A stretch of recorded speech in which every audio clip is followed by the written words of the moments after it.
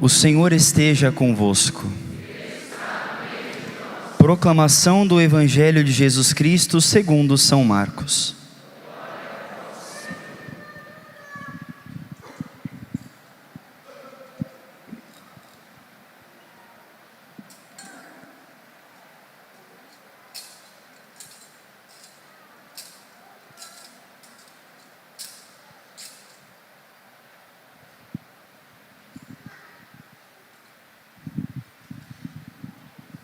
Naquele tempo, Jesus saiu da sinagoga e foi com Tiago e João para a casa de Simão e André. A sogra de Simão estava de cama, com febre, e eles logo contaram a Jesus. E ele se aproximou, segurou sua mão e a ajudou a levantar-se.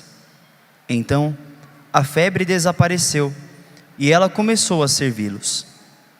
À tarde, depois do pôr do sol, levaram a Jesus todos os doentes e os possuídos pelo demônio.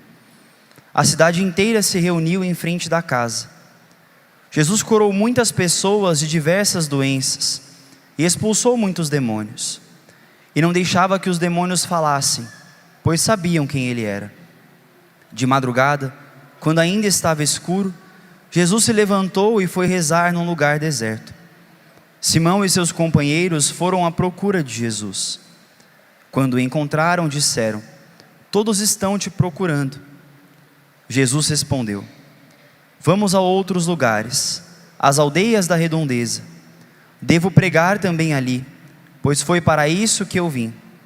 E andava por toda a Galileia, pregando em suas sinagogas e expulsando os demônios. Palavra da salvação. Podem sentar um instante. Mas nós estamos aqui no 5º domingo do tempo comum, e a liturgia de hoje ela é belíssima porque ela começa na verdade com um grande questionamento. A primeira leitura é tirada do livro de Jó, e todo mundo alguma vez na vida já escutou falar sobre Jó, ou de alguma forma já se comparou a Jó. E Jó começa a leitura com um questionamento, onde ele mesmo diz: "Não é acaso uma luta a vida do homem sobre a terra? Seus dias não são como dias de um mercenário?" Para que a gente entenda esse questionamento do livro de Jó, é necessário a gente entender quem era Jó. Segundo o livro de Jó, ele era um homem justo, um homem temente, um homem obediente a Deus, que tudo fazia para agradar o Senhor. Em determinado momento o livro de Jó nos conta que ninguém mais, ninguém menos do que Satanás aparece para Deus e diz assim: "Está vendo o seu servo Jó? Ele é um homem que te serve porque ele tem tudo. Mas deixa eu tocar na vida dele para você ver se Jó vai continuar te servindo." Naquele momento Deus permite que Jó passasse por dificuldades e por tribulações para que fosse provada a fé de Jó. E naquele momento Deus diz: "Satanás, você pode tirar tudo de Jó, menos a vida, porque eu sei que ele é um servo fiel e ele vai continuar a meu serviço." E naquele momento começa todo o sofrimento da vida de Jó. Se ele tinha antes amigos, os amigos começam a abandonar Jó. Se ele tinha os familiares começam a virar as costas para Jó.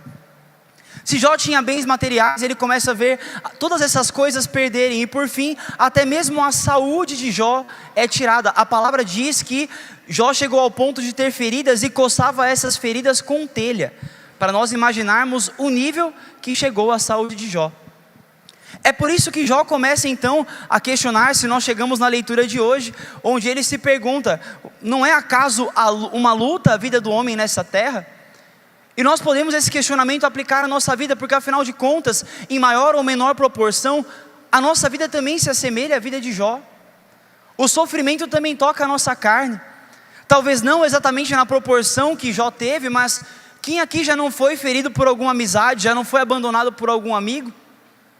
Quem aqui já não teve alguma situação de desavença, às vezes na própria família, onde você viu talvez os seus virarem o rosto para você? Quem sabe muitas vezes um irmão, uma irmã, ou até mesmo os filhos, que vocês lutaram tanto para educar, e de repente parece que eles não ouviram nada da educação que vocês deram, e parece que viraram as costas?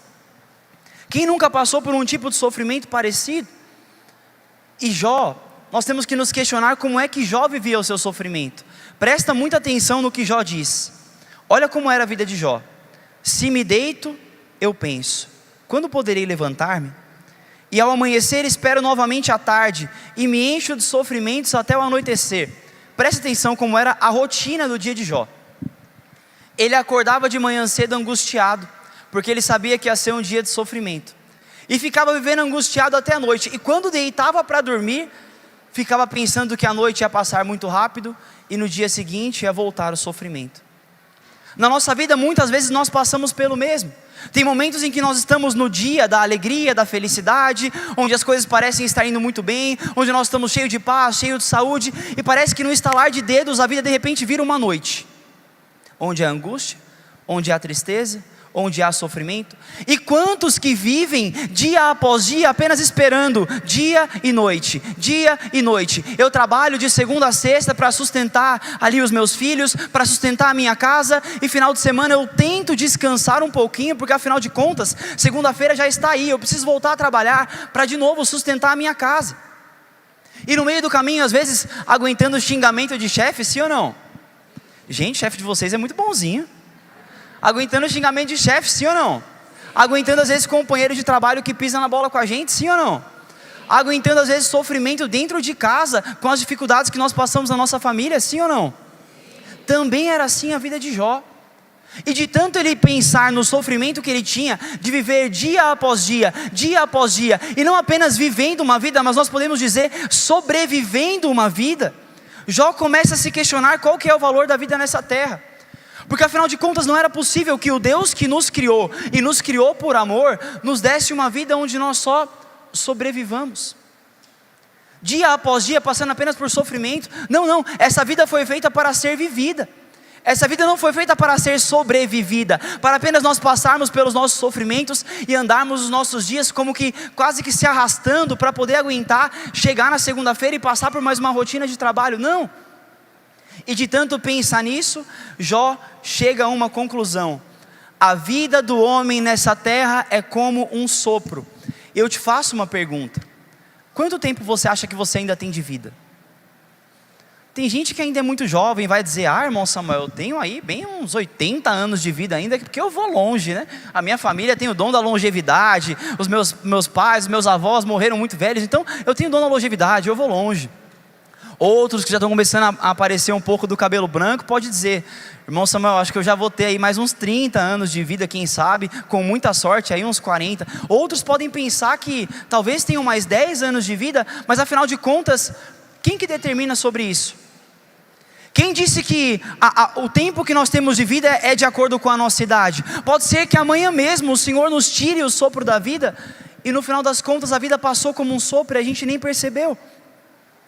Irmãos e irmãs, Jó na Sagrada Escritura não é apenas esse Jó. Jó sou eu, Jó é você. Jó é cada pessoa que se encontra hoje em algum momento de tribulação e de dificuldade e se questiona sobre qual que é o sentido da sua vida. Afinal de contas, por que nós estamos aqui nessa terra? Qual é a razão de nós passarmos por tanto sofrimento? Qual é a razão de nós passarmos, talvez, derramarmos as nossas lágrimas, se afinal de contas a vida passa tão rápido? E de repente parece que nós nem mesmo vivemos a nossa vida, nós só sobrevivemos. E é por isso que Jó conclui a sua, entre aspas, reclamação, o seu questionamento com uma oração. Olha o que Jó diz: lembra-te de que minha vida, Jó mesmo dizendo para Deus, lembra-te de que minha vida é apenas um sopro. Jó recorre a Deus porque ele sabe que a vida nessa terra é curta. Jó recorre a Deus porque ele sabe que apenas aquele que é o Criador da vida pode dar sentido à nossa vida. O sentido para a tua vida, o sentido para os teus sofrimentos, o sentido para as lágrimas que às vezes você derrama, só pode ser dado por Deus. O sentido para a tua vida não pode ser dado pelo teu trabalho.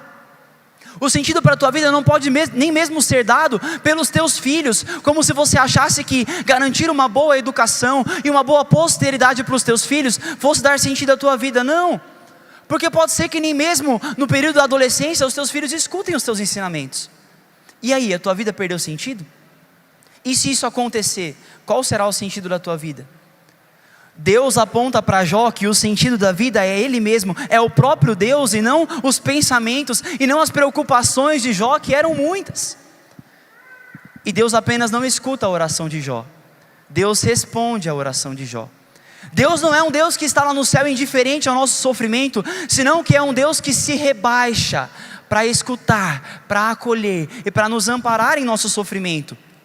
Sabe qual que é a resposta de Deus à oração de Jó? O evangelho de hoje. Nosso Senhor Jesus Cristo, que se compadece do sofrimento do povo. O evangelho nos conta mais ou menos qual que era a rotina de Jesus. E a rotina de Jesus era de alguém que passava o dia inteiro cuidando do povo que foi confiado, curando os enfermos, expulsando os demônios, curando ali os cegos, os leprosos, todos aqueles que se apresentavam a Jesus. Jesus se compadecia de suas dores. E mesmo quando Jesus estava cansado, e mesmo quando Jesus se recolhia, e às vezes na nossa vida parece que Deus se recolhe, sim ou não? Mesmo quando Jesus se recolhia e as pessoas iam atrás de Jesus, Jesus saía de seu recolhimento e atendia um por um. O evangelho de hoje nos conta um relato muito especial, que é a cura da sogra de Simão Pedro, de Pedro, o apóstolo, aquele que era meio turrão, que tinha as respostas à ponta da língua. Jesus cura a sogra de Pedro. E é interessante o contexto em que a sogra de Pedro é curada, porque a palavra nos diz que a sogra de Pedro não tinha nada mais, nada menos do que febre. Se a gente se questionasse, afinal de contas, febre não é a pior das enfermidades, ou o pior dos sintomas que nós temos, sim ou não? Aparentemente, febre é algo que é comum, que a gente toma um remédio e de repente passa. Parece que é coisa simples, parece que aos olhos humanos uma febre não importa tanto. Mas é interessante que Jesus se compadece daquela mulher com febre deitada na cama.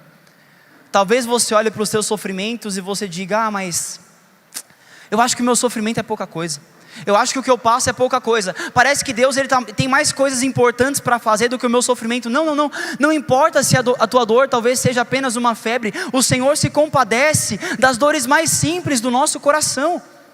E eu te pergunto, qual que é a pior dor que pode existir no coração do homem? Qual que é a pior dor que pode existir para o homem? Eu me questionava sobre isso e comecei a pensar que, certa vez na minha vida, eu estava com uma dor de dente muito forte. Eu lembro que naquele dia eu pensei assim: a pior dor que existe no mundo é a dor de dente. E aí se passou 2 semanas, o meu dente melhorou, e eu fiquei com dor de ouvido. E quando eu fiquei com dor de ouvido, eu disse assim: não, eu retiro o que eu disse, a pior dor que existe é a dor de ouvido, porque isso é insuportável. Eu não consigo nem raciocinar direito. Mas a dor de ouvido também passou. E depois de um tempo, eu estava com uma dor no estômago, na região da barriga, que afinal de contas era o meu apêndice, e o padre já tinha falado que era o meu apêndice. Eu tive que ir para o hospital só para constatar, né? Porque o padre, quando fala que a gente está com alguma coisa, é aquilo que a gente tem, né? Dá o diploma de medicina para ele, porque a experiência ele já tem. Mas eu fui para o hospital e eu estava com uma dor insuportável. Eu fui no carro, deitado no banco de trás, agonizando, dizendo: não, a pior dor não é nem de dente, nem de ouvido, a pior dor é do estômago, é da barriga, porque está doendo muito. Por que eu estou falando isso? Porque a pior dor que nós temos é a dor que nós estamos passando. Não menospreze a dor que você passa, e não pense que Deus menospreza a dor que você passa. Deus conhece o teu coração, e Deus sabe o quanto que os teus problemas te afligem. E sendo um Deus misericordioso, olha como Ele nos trata como Ele tratou a sogra de Pedro. E a palavra diz que o movimento de Jesus é o seguinte: Jesus se aproximou, e é por isso que Jesus se aproxima de você no dia de hoje. Depois Jesus segura a mão da sogra de Pedro, para dizer para nós que, embora pareça que às vezes a gente está sozinho, como Jó, abandonado pelos familiares, pelos amigos, Jesus está segurando a nossa mão. E o melhor que Jesus faz é segurar na mão daquela mulher e levantar ela. E a palavra do Senhor nos diz que depois desse movimento de Jesus, de se aproximar, tocar a mão e levantar aquela mulher, ela ficou imediatamente curada. E o que a sogra de Pedro fez depois de ficar curada? O evangelho diz que ela se levantou e se pôs a servir. A partir do momento que nós entendemos que a nossa vida nessa terra é um sopro, que nós recorremos ao Deus em nossas dificuldades, em nossos sofrimentos, o Senhor pede para que nós nos coloquemos a serviço, que nós possamos anunciar esse Deus que não é indiferente a nós, que nós possamos anunciar que, embora a vida nessa terra às vezes parece que não faz muito sentido, às vezes parece que a vida nessa terra é só sofrimento, é só luta como Jó, na verdade nós entendemos, nós que somos cristãos, que há um Deus que nos ampara, que nos vê em nossas dores, em nossos sofrimentos, e que nos dá sentido para a vida. Se a vida nessa terra é um sopro, é porque existe uma vida melhor para ser vivida, existe uma vida sobrenatural, preparada por Deus para cada um de nós.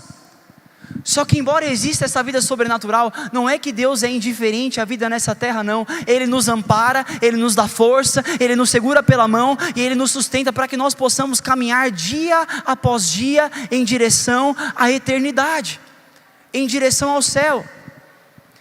Irmão Samuel, e a nós que fomos tocados pelo Senhor, que fomos curados e que entendemos que a nossa vida só tem sentido junto de Jesus, agora o teu chamado é anunciar.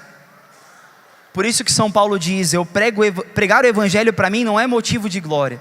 É a segunda leitura de hoje. Pregar o Evangelho é uma obrigação que se me impõe. Pregar o Evangelho é uma imposição para mim. Ai de mim se eu não pregar o Evangelho. Ai de você se você não testemunhar para a tua casa, para a tua família, para as pessoas do teu trabalho, que a tua vida não está fixada nas coisas dessa terra. O melhor evangelho que nós podemos pregar não é você chegar no teu trabalho com uma Bíblia falando para eles versículos bíblicos, não é chegar na tua casa apenas ensinando trechos da Sagrada Escritura que você aprendeu, não.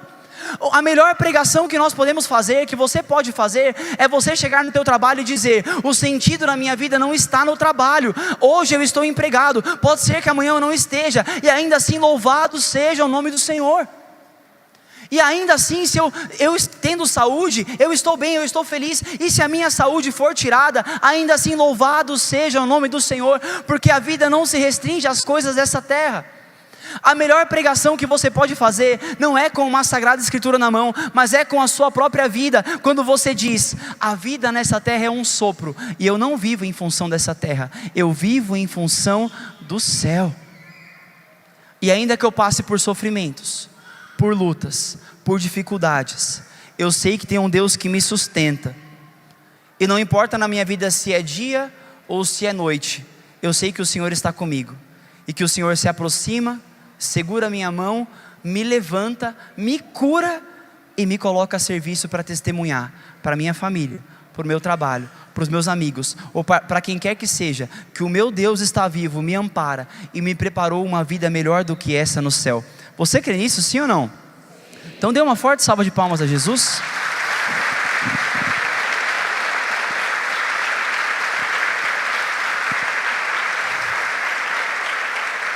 Que nós possamos então, a partir disso, não ter mais a nossa vida fixada nas coisas dessa terra. Eu não sei como você chegou nessa Santa Missa.